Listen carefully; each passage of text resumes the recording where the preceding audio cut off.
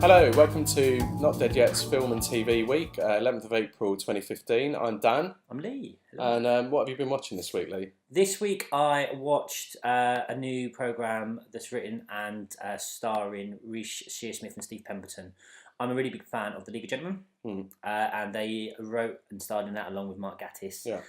Very dark, black comedy, What's a it bit called? twisted. This is called Inside Number 9. Is this the second series? Because it was out before, wasn't it? This is the second series. Now, Okay. I only came across it, a friend told me about this relatively recently. All right. Because Chris was mad into that. Is he? Yeah, I can imagine that. Yeah, Yeah, it's great. It's quite dark comedy, and it's kind of following that. After post League of Gentlemen, they did Psychoville, which was just Steve Pemberton and Reece Shearsmith. Mark Gatiss is doing other things, lots of film and other TV. But it's obviously British, so it's 6 episodes. I've watched the first 2 of the second series. And they're all individual episodes. They're all contained in their own thing.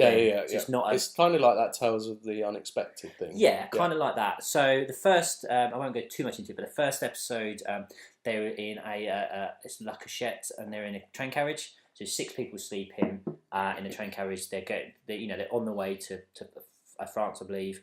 To various Is it always things. the same cast in every episode? No. Oh, right, so it's a changeable cast except for those 2. Changeable cast. So in the first one, it's got Jack Whitehall. Yeah. But it's also got Mark Benton, who I really like. He's quite funny. He's in a lot. You'd recognise his face. All right. He's like a large guy. He's got this lovable kind of face, but he's been in loads of British stuff. Mark Benton? Yeah. Did he do those Nationwide or Abbey National ads? But he's been in loads of stuff. Yeah, I know him. He's good. Yeah, he's good. I like him. I've seen him in a lot of stuff. He's in this, and he stars. His wife in this is I can't remember the actress name, but she played Hayley in Coronation Street. But anyway, so yeah, you wouldn't. I'm a big soap fan, and I'm unashamed about that. Yeah. Which you should be ashamed. No, about I'm going to wear my .com t-shirt next week. Yeah. Oh God, yeah, I forgot about that. You've not seen it, have you? No, I have seen it. Have you? Yeah. It's great. It's got .cotton on it. Yeah. 100% cotton. Yeah. So it's them, and basically all going to France for different reasons. They're going to see their daughter get married. Someone else is going backpacking, etc. And Reece Shearsmith's character is going to a World Health Organization conference to pitch for some business. Anyway, it transports someone dies in the carriage, and it's like, do they call the security? Does it know if they call security? You're going to miss your daughter's wedding. I'm going to miss my meeting. Let's just pretend that you slept. Right. And then it's interesting post that. So I won't give away happening. Yeah. And the second episode stars Sheridan Smith, who loads of stuff. I quite like her. She's good. Yeah. And also, I recognised and I was like, Michelle Doctris.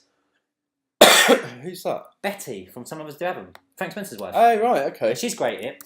And that is it's called actually the 12 stages, 12 days of Christine. Okay. Sheridan Smith is Christine, and it comes in. She meets this guy on New Year's Eve.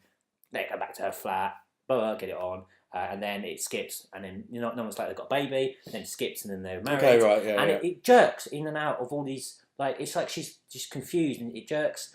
Then all of a sudden it goes forward a period of time, and her and her husband aren't together anymore. Yeah. And then it's kind of like, what's going on? And right, but she's aware that time has passed. She's like, this time has passed, and she's kind of sitting there going, why are you with this? And right. So it jumps a lot. Okay, that's cool. So it's like, so it kind of goes a year, and then it's a year later, and she's at her parents' Christmas dinner, and her friend has moved in, and there's some tragedy in there. I mean, I'm not going to give anything away, but it's really good. I mean, if you're a fan of that sounds interesting. I might check that out, because I liked League of Gentlemen, but I never really got into it. Like, I watched a lot of it, I think, but and I really like Mark Gatiss, or Gatiss, I think it is. And one of my favourite things is written by Graham Duff, who wrote Ideal. And it's a radio comedy called Nebulous. Right. And Mark Gatiss is Professor Nebulous. And it's a sci-fi comedy. He's in loads. Yeah. He's a very busy man, and he's very good. So that's why. He also did a 3-part series on a while ago. It's probably online. On horror. Horror. Yeah, that was really good, because he's a massive horror fan. Yeah, huge, and that's fantastic as well. Yeah, so that's really anything really those 3 good, guys, and they've all branched out to other stuff that's really good. Yeah. So what about films? What have you been watching? I watched a film called Grace. It's from 2012. It's a horror. So I didn't get far from deviating from my horror. No horror this week. You are a deviant. I am a deviant. Yeah. I'm not really actually. I'm actually boring. Yeah. So it's basically this woman has a baby, and it's stillborn, but she carries it through full term. So she's carrying the baby for the next 3 weeks. Yeah. So and the baby's born. There's like she's like, I want to have the baby born, and then she wants to say goodbye to it. Yeah. And then the baby actually had a natural birth, and the baby then starts feeding, and it's breathing and alive. Okay. No explanation. Okay. Right. No explanation. What year is this film? This is a few years ago. About 2 years, 3 years ago. 2009. Sorry. Okay. Yeah. And basically, what transpires is so this woman's on her own, feeding this baby. She's kind of going a bit stir crazy and home on her own, no sleep, as you imagine. Yeah. And then the baby won't take milk, and then it bites her, and then it will only feed on blood. Oh, okay. So it's interesting. I mean, it's full of holes. Yeah. You don't find out really what's happening. As are her breasts. As are her breasts. Yeah. It's also like someone gets hit on the head and there's loads of blood, and then they pan back to that person, and then there's no blood, and they go and they come back and there's blood. It's like they forgot to do. But it's quite interesting. But the guy who wrote and directed it is his mentor is Eli Roth. Okay. Who done Hostel, Cabin Fever, and it stars Jordan Ladd, who's a bit of a screen queen. She's the mum, and she's been in Hostel. She's been in Cabin Fever. She's been in Death Proof. So she's okay. She's I like Death Proof. Yeah, she's the horror screen queen, if you like, at the moment. But it's more interesting to see where this Paul story, Solent, director Paul Solent, where he goes next, because this is his first feature film, I believe. Yeah. So that, as a start, it's quite good. But if you want something like that but better, I would go back and watch It's Alive from the 70s. Okay. Where it's basically a baby that is born and goes on a bit of a murdering rampage, but that's scored by a guy that scored loads of Hitchcock films. Okay. Right. But that's what I've been watching. Really. Okay, cool. So this week, again, in an effort to, drown my brain in Japanese, I've been watching a lot of Japanese things. So what did I watch? This week, films-wise, I watched Airdoll. What's that? So, I mean, it could probably only be Japanese. It's a film about an air doll, as in a blow-up doll. Right, okay.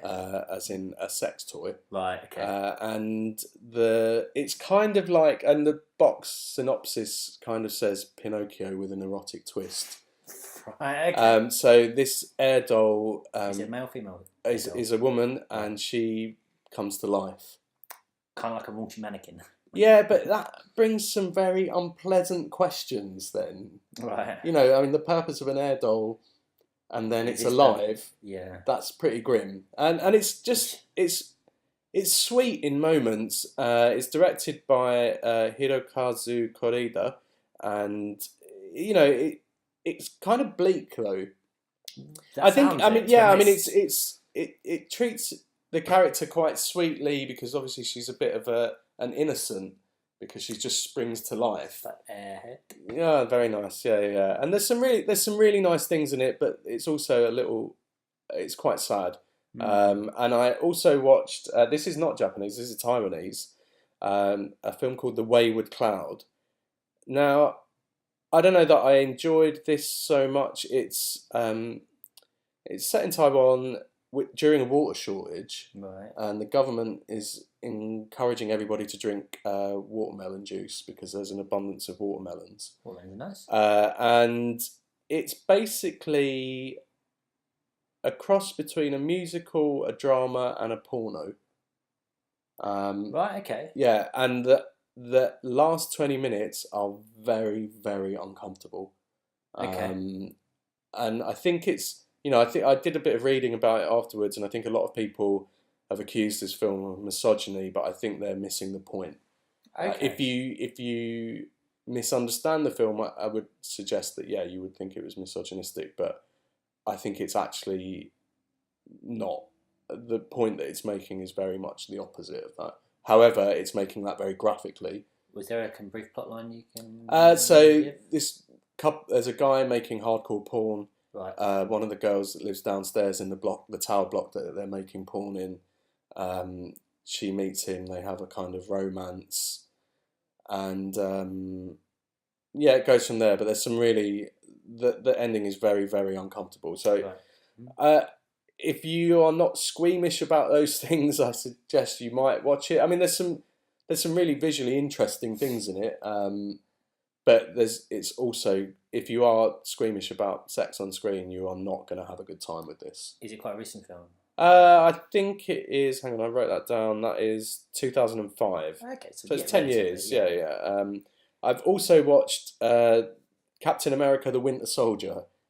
Now, I watched the first Captain America film, and I thought it was terrible. Yeah, I didn't like it. Yeah. I didn't enjoy it at all. And then my friend said The Winter Soldier is actually pretty good. Right. So I had it for ages, and I only got around to watching it this week. And my friend was right. It is a much better film. Sequel, prequel. It's a sequel, right. and I enjoyed it a lot. Actually, it's still a Marvel film. You know, it's not making any great leaps, although he is at times. But yeah, it's a much better film. What's the There's a just superhero save the day. Yeah, exactly. It's that kind of thing, you know. It's the standard thing, but there's a lot of, you know, conspiracy and don't trust anybody. And why do you think this one works and the other one doesn't? I think this one works better because it's. I think it's a much better written film. Is it Chris Hemsworth? Who's the guy? Is it Chris Hemsworth? Chris Evans, isn't it? Chris Evans. Chris Hemsworth is Thor. Ah, okay. Yeah, I think it's Chris Evans, not as in Chris Evans. Chris Evans. No, the other one. Toothbrush. Yeah, not him. No. Yeah, I think it's just a much better written film. It's less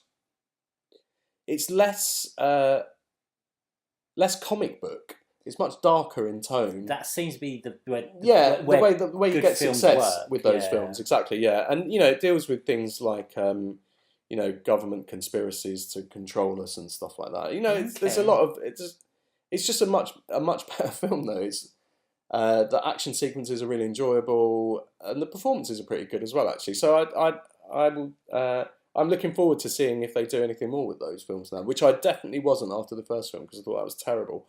And I have watched. I've been watching an Japanese anime series called Bakuman, which is based on a manga by Tsugumi Oba and Takeshi Obata.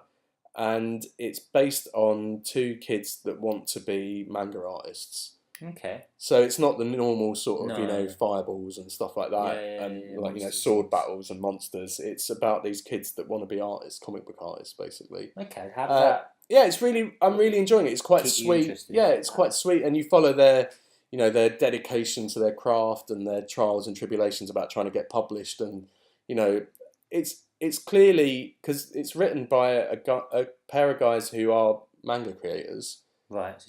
They work as a writer and an illustrator, and I would imagine it's kind of biographical. Yeah. What is it that makes that, as sweet as that sounds, as a story? What makes that an interesting watch? I think it's the characters are interesting, and there's some romance bits thrown in. You know, one of the guys he's in love with this girl, and she's in love with him, but they say they're not going to even date or meet or speak to each other until they both achieved their dreams. Right. So he's really driven to do this, and she's really driven to do her dream. Yeah, exactly. That's it. Yeah, it's in part high school drama, in part professional development drama, if that's such a thing.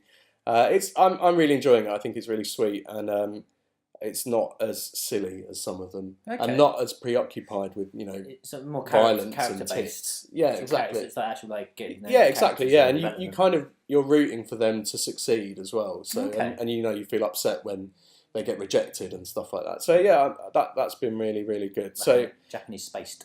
Yeah, kind of. Yeah, it's okay. So we're both watching Bloodline together. So we both watched episode 2 this week. Episode 2. How did you get on?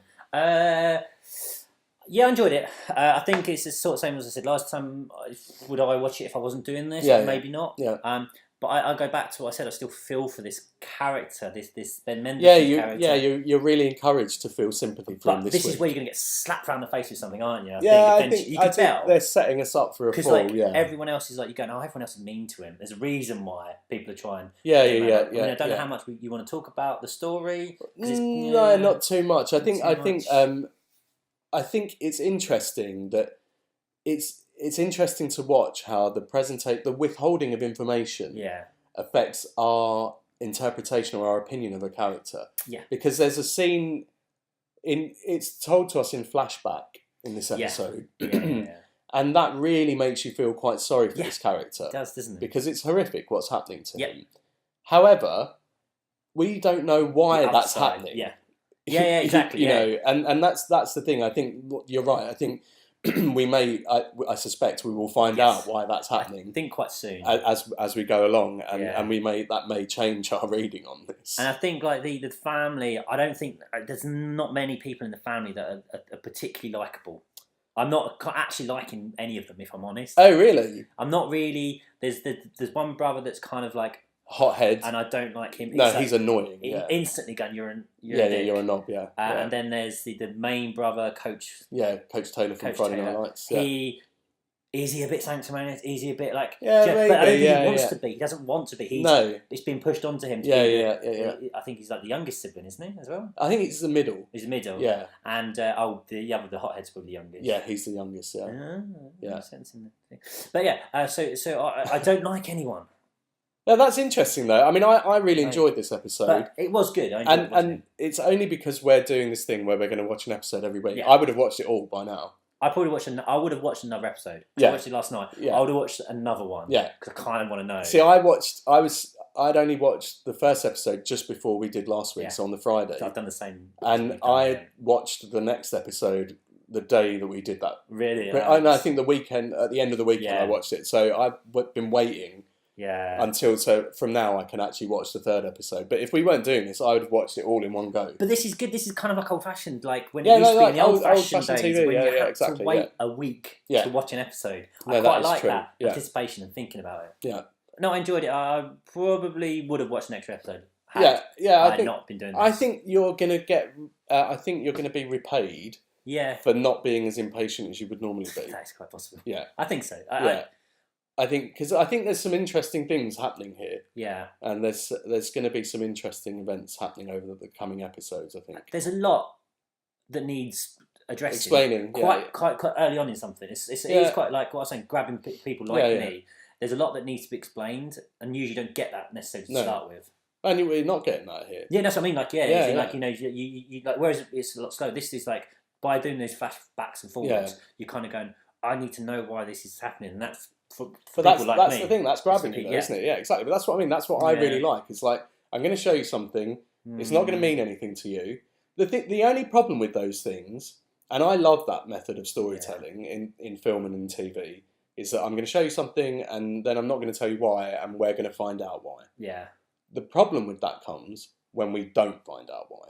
Right. When you get to the end of something and you're like, but you never explain that. That is very frustrating. But that makes you tune into next season.